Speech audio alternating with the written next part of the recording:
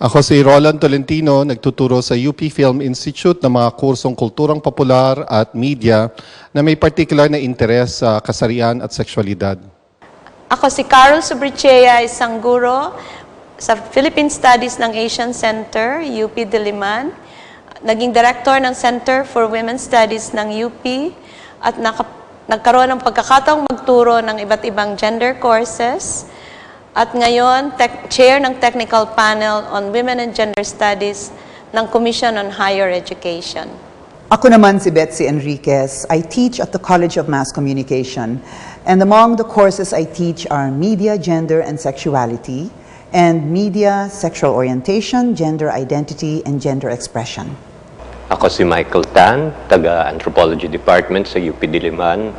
Matagal nang nagtuturo ng mga kurso tungkol sa gender and sexuality at nagre-research din sa mga iba't ibang topics around gender and sexuality related to media, related to cosmetics, skin whiteners, and other topics.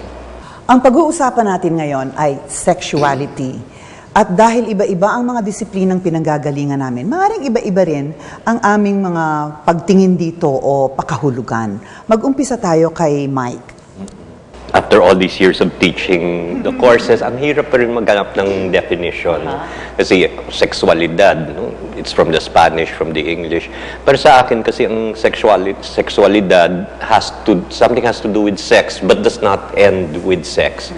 In fact, pag-isipan natin, ang sexuality ay mahalagang bahagi ng pagkatao. No? It is part of our identity, part of ourself.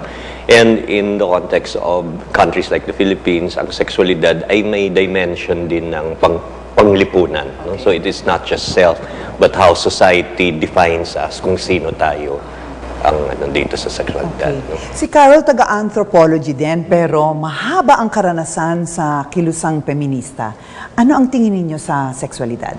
Ang karanasan ko rin, kasama ko si Mike nung binubuo namin yung Gender and Sexuality course. Ang sexualidad sa pagtingin ng isang anthropologist it has to do with attraction, feeling of desire, true love, love forever, love now, stop your love, mga ganyan, no? So basically it has to do with relationship, no? In a very sexual manner with others. Kasama emotional relationship dyan? Yes, brain, heart, at saka behavior.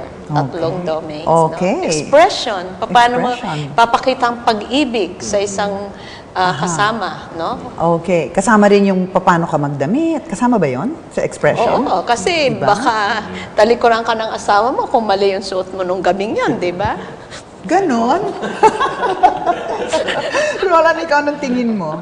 Ang binibigay kong definition na lang sa klase, parang starting point ay ang sexuality ay tungkol sa sexual preference, sa orientation, sa life choice for a sexual partner.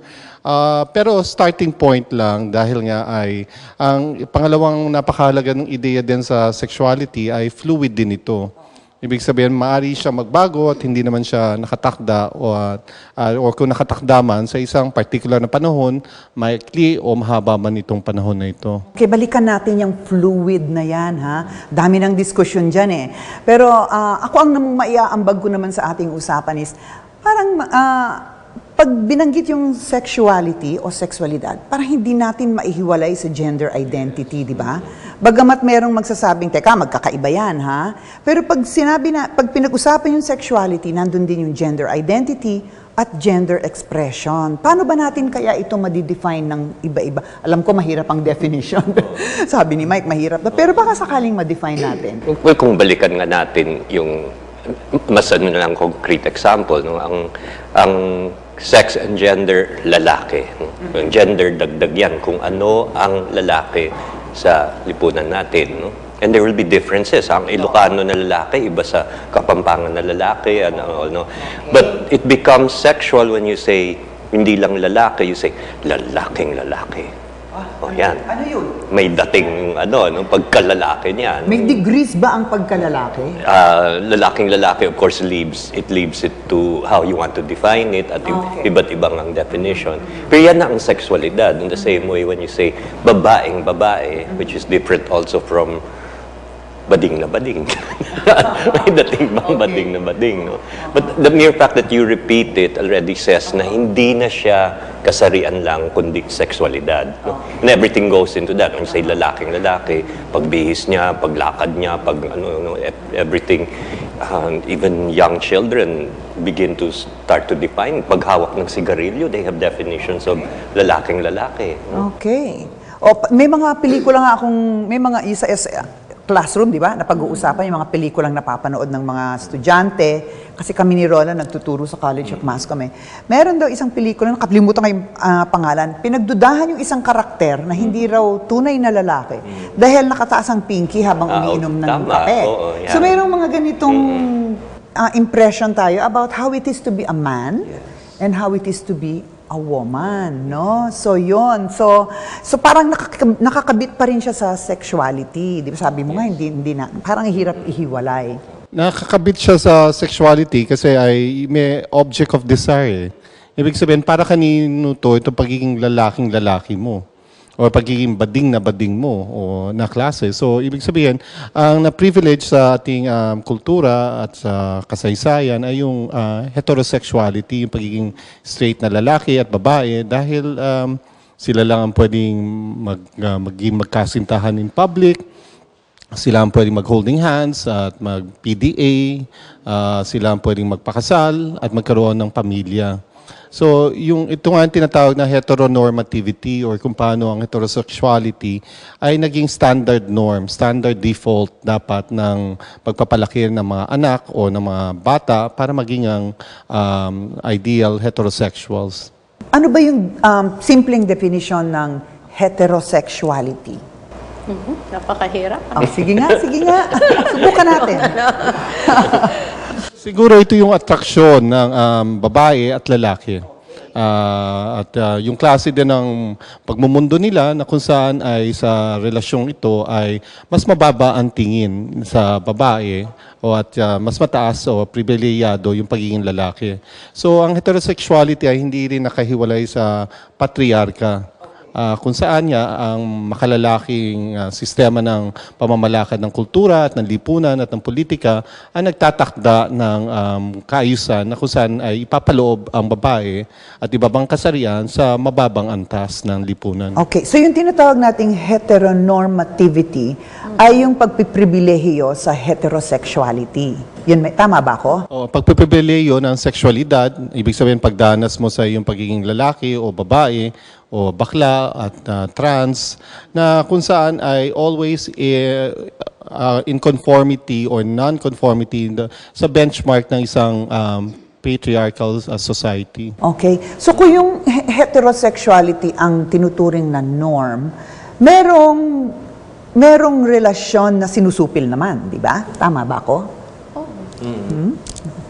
Mike? Ang ano ko lang dito minsan sa definition, we have to remember 19th century lang ginawa itong heterosexual, homosexual. At sa totoo lang, pag-isipan din natin, no, ano-anong heterosexuality sa Pilipino, no, at saka homosexuality. Hindi natin masasalin because it is not a concept, it's very medical kung tuusin, psychological and medical. But in daily discourse, hindi yung pag-uusap natin day to day, actually mas fluid yung sitwasyon natin Pero pumapasok pa rin na ang simbahan, ang estado, sila ang na kailangan ay ganito. Ang marriage must be between a man and a woman. We are all socializing that way. Kung babae ka, yung lumalaki ka, someday you will wear a white wedding gown, mag-asawa ka. Ito yung tinutukoy na heteronormativity. But I think increasingly people are realizing, pati mga scientists, na sa buhay natin ay mas fluid yan. No? Women are in fact more flexible na you're allowed yung feelings sa kapwa babae, you can be open about it. You can say, uy, ang ganda-ganda niya, no? Ang lalaki, hindi pwedeng uy, ang gwapo-gwapo niya, no? Patay kang bata. Ganun ba yun? Oo, you cannot, Holding hands ang babae you cannot even nga. pero sa kanayunan, pwede ang lalaki, no? So we can see again how society defines our sexuality, pati yung appreciation of beauty and handsomeness and whatever we want to put into it. So, isa itong perhaps masasabi nating katunayan na may kinalaman talaga yung kultura. Pumapasok lagi. Oo, yung paano natin socially kinoconstruct yung heterosexual relations at yung iba pang...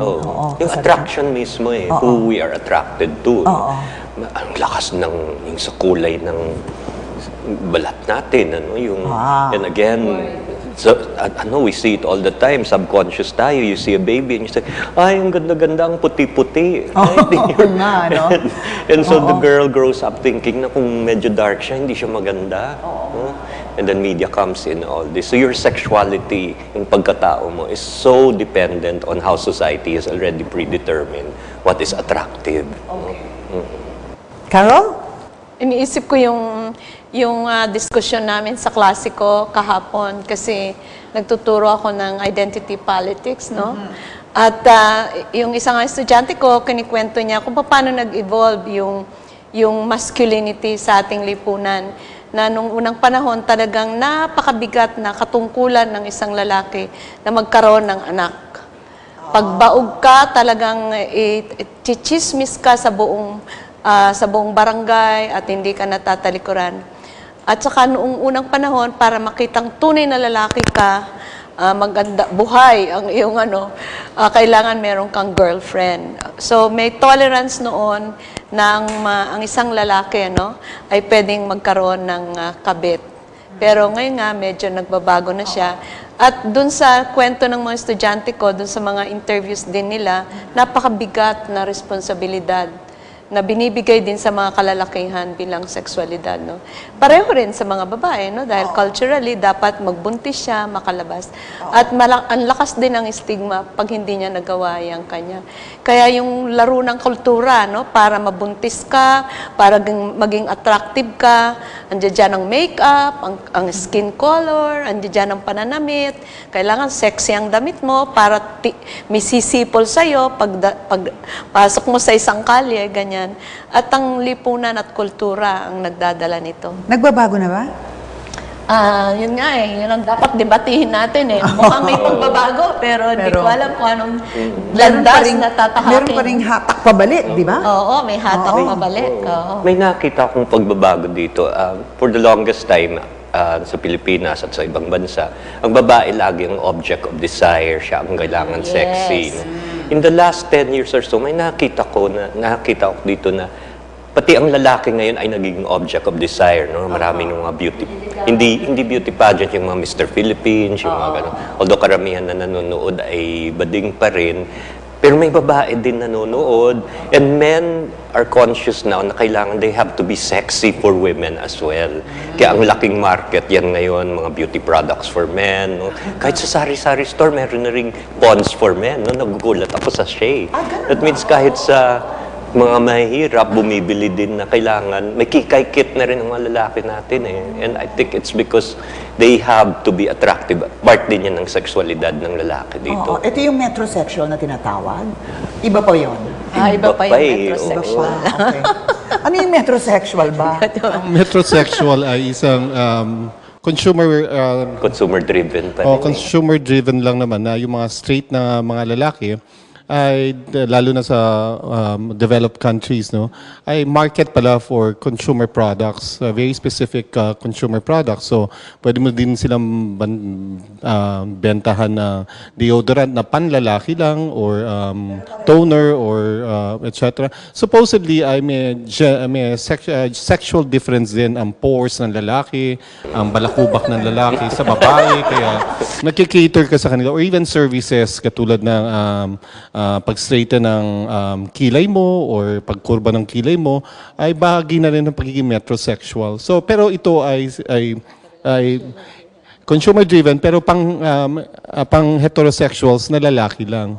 Kasi kung queer ka na lalaki ay gagawin mo naman ito regardless na may binebenta sa yung product. So hindi, dahil tatanaw ka na lang dun sa women's section ng mga grocery or department store para sa mga produktong inakala mo makakapag-enhance ng iyong gender preference. Baka naman kasi na-saturate na ng kapitalismo yung ano, yung female market. So kailangan maghanap ng iba pang merkado, no? O, Kasama din sa na-saturate na ito ay yung paghahanap nga ng ibang market na niche market katulad ng pink market o yung sinasabi ng LGBTQ market dahil ang socialization do sa mga LGBTQ ay mostly ay single naman ang mga ito, maraming savings, overachievers at mas mataas ang income bracket. Therefore, pwede tayong mag-alok sa kanila ng services na nagkikater sa kanilang gender identity or sexual identity. So, pwede ka mag-offer ng mga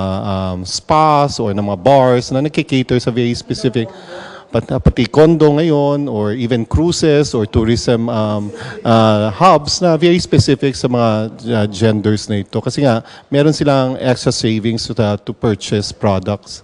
Gusto ko lang puntahan itong diskusyon na to. Dati-rati ginagamit nating term LGBT, di ba? Lesbian, gay, bisexual, transgender. So nakatutok dito yung ating mga diskusyon. Pero ngayon, increasingly, ang ginagamit natin ay SOGIE, S-O-G-I-E, sexual orientation, gender identity, and expression. Ano ang pagkakaiba? Between SOGIE and LGBT. Oo, anong pagkakaiba? Bakit gagamitin pa yung SOGIE kung may LGBT naman? Umahaba kasing LGBT eh. Tuwing may orientation, may dagdag na naman na LGBTQ. May Q. Dalawa na nga Q eh. May ano dito eh. And it's maganda ng SO, it gives you a handle eh kung anong pumapasok sa LGBT kasi pwede pang dugtungan ng isang katutak na letra ng alphabet. No? Pero ang SOGIE emphasizes kasama ang sexual orientation as well as gender expression and identity na napaka-komplikado pa rin. Pero at least mas may handle ka dito eh. Kasi ang hirap minsan magpaliwanag lalo pa sa mga government workshops, no? Nasa ano ka na, hinuhukay talaga LGBTQ and it becomes very different. But I think SOGIE underscores kung anong pumapasok dito. Kasi kahit sa sexual orientation, hindi ganun kadaling, I mean, it seems so simple na kanino kang na-attract, no? And yet, as I said earlier, kahit ang lalaking lalaki, minsan may ano din sa kumpare niya, no? Ito yung ginagawang pelikula lagi, na ano ba yung kanta na, Brad, in love ako sa'yo, or something like that, no? And it actually happens, we know that. And with women, women's intimacy is so close, that you're bordering on yung sa sexual or kaya ang sexualidad, I think that's why nakaka-nervyos ang sexualidad eh, no? When you deal with your feelings at kaya ninanervyos din ang simbahan, nervyos ng estado kasi matindi ang sexual orientation eh, ang attraction. Baka dito papasok yung sinasabi ni Roland kanina na fluidity. Right. Kasi nga sa LGBTQ, pag nakategorize ka or may nag-self-categorize ka na ikaw ay lesbian halimbawa, therefore, hindi nag-aalaw na mag-move ka sa bisexual or maging trans man ka na klase. So, ibig sabihin ay may pagka-normative din yung mga each of these subcategories of gender identity. So, ngayon nga, ang kategorya na nga lang allows you expressions na lang at orientation. Pagtuunan natin ng pansin regardless kung saan ka nag-move. So, mas malaki yung movement, area of space kesa dun sa LGBTQ ayon sa mga nabasa ko. Okay. Carol? Parang yung UCWS nga hanggang kababaihan pa rin eh, hanggang ngayon. Wala pa yung... So, kailangan nating palitan. Diba? Hindi pa kasali lahat ng genders. Nakapasok na si meron na. Ganun na ba? Marami na sila. Okay. Sige Ang problema kasi, we are part of gobyerno, tapos member tayo ng United Nations, ganyan. So, pinu-force tayong magkaroon ng common language, no? Okay. So, sa International Human Rights Code ngayon, meron na tayong legal and human rights definition of SOGIE. Inadapt ng Philippines, ang hindi natin inadapt ay expression. Bakit ba? si Mike siguro baka makatulong, mahirap daw i-monitor ng gobyerno at ng Estado Ang expression. Pwede daw natin makita kung may discrimination, may karahasan na nangyayari on the basis measurable, yun ang sinasabi na, o sexual identity. Kasi sabi mo, babae ako, gay ako. Kaya lang, sa bansa natin, hindi pa natin recognize, kaya wala pa sa national statistics natin. Ang pagnaglalaban nga natin is i-identify na, pwedeng i-check na.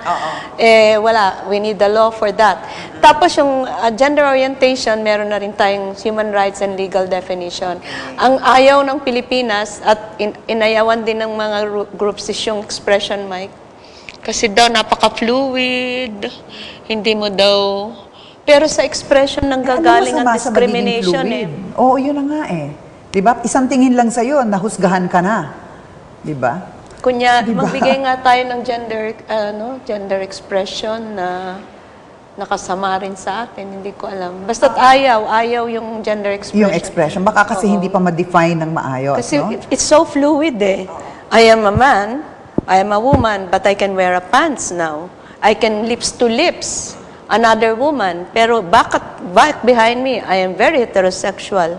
Performativity theory performativity, yes. Oo. So ayaw ng gobyerno, ayaw ng yun. At least tayo, hindi natin tinatanggap yung E. So SOGI lang tayo, SOGI. GI. Pero yung batas naman kasi talagang atrasado yan lagi, di ba? Lagi yung humahabol. Pero conceptually, ang gusto ko sanang puntahan is, ano ba yung basic difference nung terms na LGBT tsaka nung SOGI? Kasi sa LGBT, sabi nga ni Roland, hindi nga Parang kung sinabi mong lesbian ka, yun na yung fixed identity mo. Kung gay ka, yun na yung fixed identity mo, di ba? Tapos may mga expectations about how you are supposed to behave, how you should express yourself, and meron din tayong expectations sa kung ano yung identity mo. Pero sa SOGI, pwedeng ang sexual orientation ay iba sa gender identity, iba pa rin sa gender expression. Hindi kailangang magtugma. Tama ba yung intindi ko? Sexual identity. Ang tingin ko kasi yung LGBT, ito ay labels, no? Okay. At English nga ang gamit. English kasi. Minsan hindi nakakatugma, no? Kaya ang bading ba natin ay siya ba ay gay, or transgender? Kasi marami sa mga bading, like yung beauty parlor, bihis babae, araw-araw, no? Are they gay men? They will protest the word gay men. Nagtayo ang HIV programs ng programs for men who have sex with men. Nilangaw kasi ang mga beauty parlor attendants said, we are not men. No? We are badings. But they also protested transgenders. Ang transgender, gawa na naman ng mga international naman sa West bodies. yan. No? And we do have many transgender categories kasi, di ba? Kahit sa babaeng bihis lalaki, araw-araw, na normal yan para sa kanila at sa lipunan. And we have not really come to understand ano ang gender expression sa konteksto na yan. But I also recognize like ang UP, napaka-strict ang code natin on sexual harassment. No? Pwedeng tingin lang. Pwede kang makasuhan. Harassment, kaya ingat na rin ng mga professors natin, mga estudyante. No? But I've seen like sa mga freshman students natin, bagong dating lang dito, minsan hindi pa nila naintindihan na hindi pwede yan sa UP. No? Because we have a code. Security guards natin, construction workers, laging may pating pagpito, hindi pwede. Nagugulat sila. No? But that is harassment in our context. No? So, what this says is that contextual pa rin, Contextual siya, at saka, siguro dito papasok yung pag-uusap tungkol sa tinatawag nating intersectionality. Kasi kanina, binabanggit ni Carol yung iba't ibang konteksto sa iba't ibang kultura, no? So, papasok yung race, culture, maybe ethnicity. Nabanggit nyo nga kanina na iba-iba pa rin sa iba't ibang, siguro, ethnic groups, no? Yung definition nila halimbawa ng sexualidad, no, o ng identidad, di ba? So, pero sige, ang pinakamagandang ngayon is yung paglalagay, di ba? Ng hijab. Yes. Ng hijab. Okay, yung belo sa Muslim. Kailangan talaga nating igalang.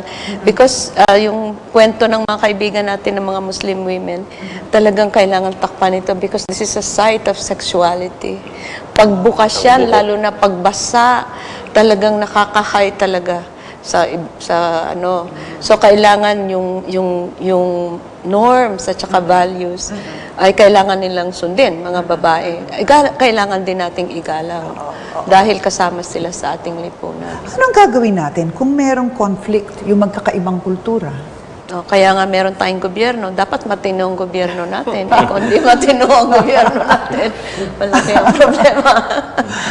It's a challenge. Pero dito sa UP, gusto kong banggitin kasi nga yung sexualidad, no? Napakahigpit ng UP. Talagang merong tayong definition ng sexuality na may kapangyarihan ng teacher at ang estudyante, maaari niyang sexually harass ang mga estudyante. Merong kaso noon na ang teacher na lalaki ang nagpunta sa amin at nagsabi, masyado akong hinaharas nitong estudyanteng babaeng ito. Okay. Lagi akong sinusundan, tapos tinititigan ako. It was so difficult because ang policy natin, yung teacher lang. And here, yung teacher lang makaka-sexually harass. Here is a teacher na lalaki na nagko-complain siya na sinesexually harass na siya ng estudyanteng babae. Di nung pinatawag namin siyempre sa counseling, bakit mo ginagawa? Ma'am, kasi crush na crush ko ho siya. Tapos sinasabi niyo, empower ninyo kami to express our sexuality and our desire. Gusto ko lang pong ipahayag sa kanya na mahal ko siya. Bakit mo ini-stalk dun sa parking lot at sinusundan? Kasi ma'am, ayaw naman niya akong titigan sa faculty center. So, nakita niyo yung confusion ko. Here is a girl trying to express her sexuality in a manner she felt it is her right to show her love or what appreciation sa professor. Nati-disturb naman si professor na stress siya. So, paano to na-resolve? Pinangaralan lahat. Both parties, pinangaralan daw. Meron naman tayong informal procedure. So alternative nagkaliwanagan. So, pero yun din, Mike, ang problema. Kung isang babae talaga sa kulturang patriarchal, talaga namang crush niya at gusto niya ipahayag ang pag-ibig niya. Kahit hindi forever, ano? May forever ba talaga? Sige, paano anyway. niya ipapahayag? In a school setup where we have laws? It's a challenge to us. Hindi pa kasi natin yata alam kung wala pa tayong mga guidelines kung paano mangligaw Ang tayong mga babae. babae sa mga lalaki, di ba? Baka yan ang dapat mong pag-isipan. At saka tama ba pwedeng manligaw. At kung Yan pwedeng ang problema. manligaw. Okay. Pwede Ang bang babae, manligaw di ba? ang estudyante sa teacher? Yung Anong panahon namin pwede, pero pinagbawal na, di ba? Hindi na pwede. So pumapasok yung power relations and sexuality. Napakahalaga. Yun. Yung ginamit Mahirap mo din, ang pagka-teacher mo para manligaw sa estudyante. Sa estudyante nang manligaw sa teacher, Kakaiba nga, di ba? Pero I think this is the reason why sa atin, natatandaan ko kasi nung merong pagkakataon na talagang nire-resist nung ating mga kasamahang lawyers, no? In particular, dito sa ating universidad, yung definition natin ng sexual harassment. Kasi sa batas, no, sa labas ng UP, ang definition ng sexual harassment ay nakapaloob dun sa power relations ng harasser at hinaharas, di ba? Ang assumption natin, merong power yung harasser over the harassed, di ba? Pero dito sa atin, pinapantay natin yun di ba? Hindi natin, pwedeng mangharas. Inalaw na natin. Inalaw natin. Binago natin yung definition, ano? So Which and peers can harass each other. So you don't have to have differential power relations para makapagharas. So yun ang kakaiba sa atin, na siguro mahirap masakyan ng iba, no? Even especially from the point of view of lawyers, dami kong nakadebating lawyer dyan kasi binabago daw natin yung itinakda at aprobado ng civil service. Mas powerful tayo. Yung ganon. Pero after so much debate, mabuti naman at mukhang nanaig yung ating pananaw tungkol sa kung paano ginaganap ang sexual harassment. Okay? Ang problema talaga natin is hindi pa natin makuha sa bibig ng mga lesbians and gays natin, ng mga estudyante, kung kailan sila talaga nahaharas. Minsan nagkukwento lang sila sa kapwa, pero we don't have enough sufficient data that can help really craft an anti-discrimination law. Kailan ako nababastos? Kailan nasasaktan ang damdamin ko? Anong katagang sinasabi ng teacher na nasaktan ako? Oh, kaya Mike, we need to do it eh. Paano ba natin to ha-handle sa loob ng classroom? Kasi yun nga at yung sexual harassment din, ito rin nilabanan din to ng mga mambabatas, no? Ay para sa atin ay nasa perception ng hinaharas, no? So Yes, it's ang hirap bias. tuloy i-define, di ba? Paano ba natin to aayusin lalo na dito sa ating universidad? Yan, bumabalik na naman sa gender norms, no, yung definition. Kaya noon, ang Gabriela, mga 10 years ago, may kampanya sila, mga daming stickers na ang nakasulat, napakasimple, hindi normal na nagpapabugbog sa asawa. Okay. Kasi ang tingin ng mga kababaihan, up to now, is normal lang yan na magpapabugbog. Hanggang ngayon. In fact, iba quite often sasabihin niya na, kasi naman masyadong bunganga ko, no, na I keep nagging my husband, kaya nung binugbog siya, feeling guilty pa siya. Oh, self-blame. Okay. Maybe she caused the harassment, yung pagbugbog nga. But it's all part again of yung sexuality, yung pag pinag-uusapan natin, ano ang normal at hindi,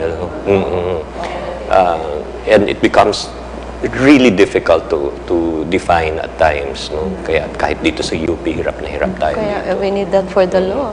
Ang suggestion nga recently ng OWASH, yung Office Against Sexual Harassment, baka daw sa freshmen natin, kailangan ng orientation sa panligaw.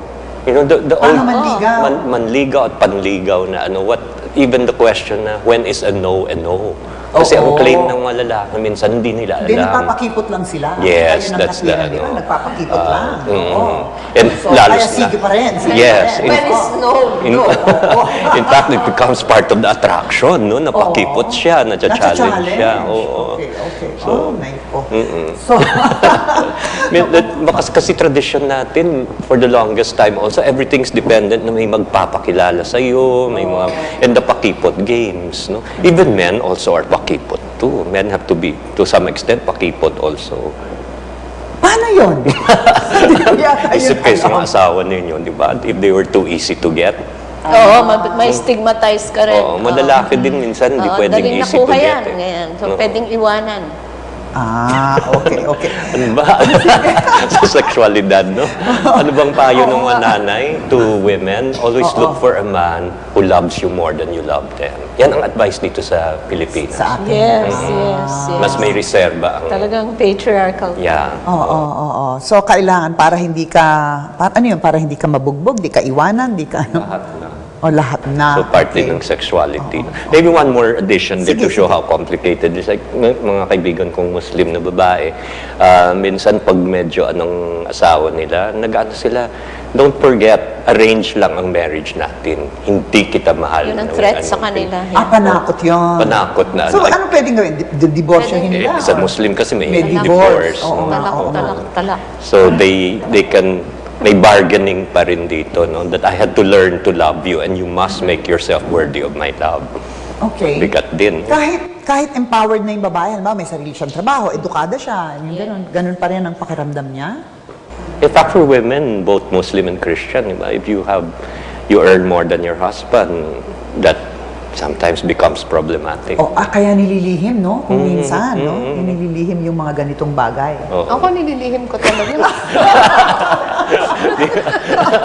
Hindi mo inamin sa asawa mo? Para marami akong Empowered pan-shopping. woman naman siya eh. Yung bank account, di ba?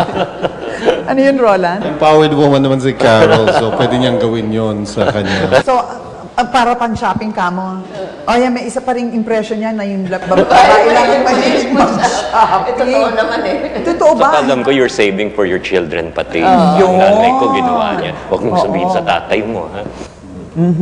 Pero gender roles na yan. Yan, sa gender roles na. Pero hindi ba, pumapasok din dyan yung sexualidad? Sa gender roles, no? So, kaya kahit na paano natin paghiwa-hiwalayin yung konsepto ng sexual orientation, gender identity, tsaka expression, talagang dugtong-dugtong siya eh. Kahimayin yan eh. Talagang they bleed into each other, no? Although conceptually lang, iniisip natin yung... Kasi kaya ako tinanong to, is yung binanggit ni Roland kanina na fluidity. Diba? Pag sinabi mo kasing fluid, pwedeng magbago. Pwedeng yung sexual orientation mo ay you're attracted to the same sex, pero ang identity mo pa rin ay bilang babae. Kung assigned sex mo ay babae, dahil pinanganak kang may mukhang babae, at tapos pinanatili mo yung iyong pagiging babae, ang gender identity mo ay babae pa rin, pero ang sexual attraction mo ay to the same sex. Di ba? Or pwede rin siyang simultaneous eh. Kasi hindi ba na marami ng mga, especially sa showbiz people na bading, pero may mga anak. Or even married to, or ang partner nila, yung mga lesbians who have agreed to this kind of unique domestic arrangement. So, ibig sabihin, sabay-sabay na din siya. Hindi naman kailangan one at a time din itong sexualities na ito. So if we can imagine it as a continuum, it's not necessarily just one point at a single time. Pwedeng sabay-sabay yun, ano? O yun, o sige, naku. I would think fluidity is yung term mo kanina, fluidity is performance as well. Yes. Sexuality is performance. So, kahit sa isang araw, nag-iiba ang roles ng isang tao in relation to sexuality. No? Paggising, mga estudyante natin, yung taga-UP Babaylan, pag-alis sa bahay, lalaking lalaki yan. Pagdating dito, change costume, and then before going home, magbago ulit. No? So it depends on your settings. Of course, our actors and actresses, numero unong performance at their personal level. Grabe ang buhay nila. Pero siguro pati rin sa kahit na sabihin mong more or less stable yung identity mo, meron ka pa rin iba't ibang performance ng identity na yun eh. Meron pa rin. Example, naalala ko sa example mo kasi, nung estudyante ko dito sa UP, undergrad, matagal na po iyon, no? But anyway, ang tatay ko noon ay pinagbawalan ako magpantalon. Di ba yung generation natin talagang nagpapantalon na mga babae, nagmamaong tayo, no? Bawal yun sa tatay ko kasi simbolo daw yon ng pagiging pinuno ng tahanan. Kaya hindi ko sinusuot The yung one pantalon. who wears the pants, Ganon, literally. no? The man That's expression din. Yeah, that's expression. So, ang ginagawa ko noon, pag alis ko ng bahay, baon-baon ko na lang yung pantalon ko. Pagdating ko sa UP, saka ako magbibihis. Grabe, no? Ganon, no? Tapos yung nanay ko din, kailangan nakatakip ang tuhod. No? Kung pwede nga, mas mahaba pa yung palda. So susunod naman ako kasi mabuti akong anak sa tingin ko. Pagdating ko sa UP, tinataas ko yung palda kong gano'n. So meron pa rin, kahit medyo stable yung identity mo, yung expression pwede pa rin mag-iba-iba, di ba? So kasama ba yun sa fluidity? Kasama yun sa fluidity at ang pinakamaganda dito sa konsepto, pinakaproduktibo sa palagi ko sa konsepto ng sexuality ay dito papasok yung element of agency. Lahat ng categories natin ay born into na categories. Nationality, class, ethnicity. Pero yung sexuality, pwede tayong mamili. In other words, dito mas pronounced ba yung level of agency natin na kung saan tayo komportable, kung saan tayo masaya, kung saan tayo nakakakita ng kabuluhan sa ating buhay, then we can opt for this kinds of alternative sexuality so long as we can live by these decisions. And we don't violate the law. And we don't, ay naku, lagi ba dapat sumusunod sa violate na batas?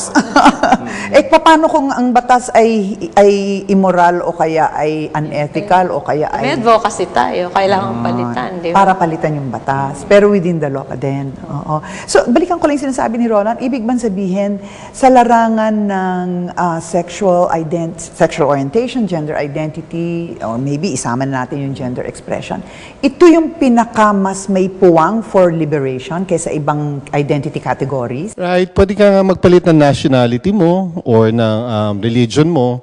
Pero dito, even at a young age, you come into being dahil nga ay ito yung nararamdaman mo, ito yung nagde-define sa sarili mo.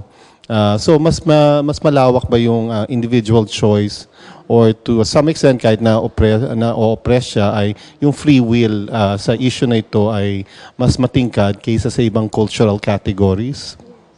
So, yung identidad hindi rin talaga nakapako, no? Sa isang kategorya. Nagbabago eh. Nagbabago pa rin. Nabanggit uli yung yung ibang categories, yung ibang identity categories. So talagang yung intersectionality hindi rin natin maiwasan, di ba? So may epekto din yung race, ethnicity, culture, pati religion, culture. Pati nga yata yung kung saan ka nakalocate sa buong mundo eh. Kung nakalocate ka sa wealthier countries o nakalocate ka sa yung tinatawag natin global north, global south, although that's metaphorical, no? So, meron tayong ganon. Tapos, yung age nga, sa ating mga babae, parang mas apektado tayo dyan, di ba? Di ba, Carol? Dapat pag-usapan yan, sa susunod. Hindi, ngayon na. Ano? Yung age, yung sa intersectionality, yung at saka yung LGBT din, di ba? Kapag sabi nga nila, wala nang pinaka-aping LGBT, kundi yung matandang LGBT.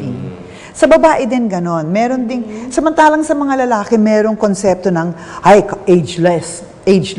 Tsaka habang tumatanda, mas mukhang... Dagdag ang value. Oo, nadadagdagan ng value. Maski sa mga artista, di ba, nas mukhang dignified, no? Maski ngayon sa pinanggalingan kong dati kong trabaho sa television newscasting, no? Yung mga lalaking newscaster, habang tumatanda daw, nadadagdagan ng ang aura of wisdom.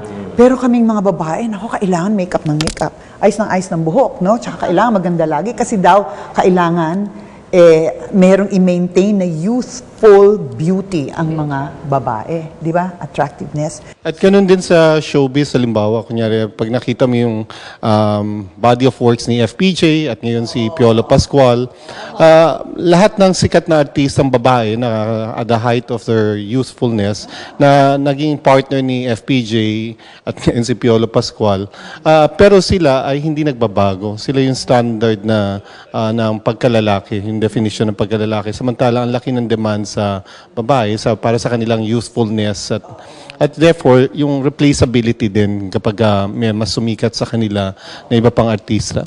Oo nga naman, si FPJ, ilang taon ba siya, ilang dekada ba siya, no? Pero hindi siya tumatanda, quote-unquote, no? Pero yung mga partners niya, palaging yung mga batang sumisikat na artista. Si Dolphy din, di ba? Hindi lang sa screen, kundi sa tunay na buhay. Di ba? Pabata ng pabata yung kanyang mga naging partners, no? Tapos ingit na ingit naman, yung totoong partners. Tapos ingit na ingit yung maraming lalaki, di ba?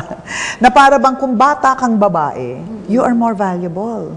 So nababawasan tayo, Carol. Gurang nga ang tawag sa atin eh. Ayun. Gurang. Ipa-deconstruct mo yung ibig sabihin ng gurang. Ano ibig Bisaya. sabihin? Tuyo na, kulubot. Oo. Sa estudyante ko sa antro, anong pakahulugan ng gurang? Ang dami, tuyot, Ano pa? mabaho, may amoy. Amoy lupa. Amoy lupa. Generally, may ages kahit sa lalaki o babae. Pero mas malakas Ang mas sa gurang is babae. more feminine or masculine? It's neutral. Parang pejorative sa feminine. Feminine yan. Gurang ka na. Gurang ka na. But maybe for yung isang practical din na sana mapag-isipan din ng mga tao, no? Even sa mga lolo at lola natin, no? Pag naging byudo ang isang lalaki nga, it's easier for him to remarry, to have girlfriends. Yeah. Walang sasabihin. Pero kung babae ang nabiyuda at nagkaroon ng boyfriend, ang daming chismis yan. At sa mga pamilya, kasi I work closely now with geriatric issues, ang daming mga kaso na kasi yung lola daw ay nagkaroon ng boyfriend. Oo nga. Dinadala sa korte kasi daw baka mawala ang pamana nila. Napupunta sa family driver nila. Totoo naman. Yeah, totoo naman. Pero nevertheless, di ba? So, may karapatan naman siyang lumigaya. Saka ibigay sa Yes. driver. Oo, kasi family driver laging nandyan. So, Ang sarap ng usapan natin, pero kailangan na nating magpaalam. Marami pa naman tayong ibang pagkakataon para pag-usapan ng marami pang isyong kakabit at kaakibat ng sexualidad, gender identity, gender expression. So magpapaalam muna po kami. Ako po si Betsy Enriquez. Ako si Roland Tolentino. Ako si Carol SOBRITCHEA. at ako si Michael Tan.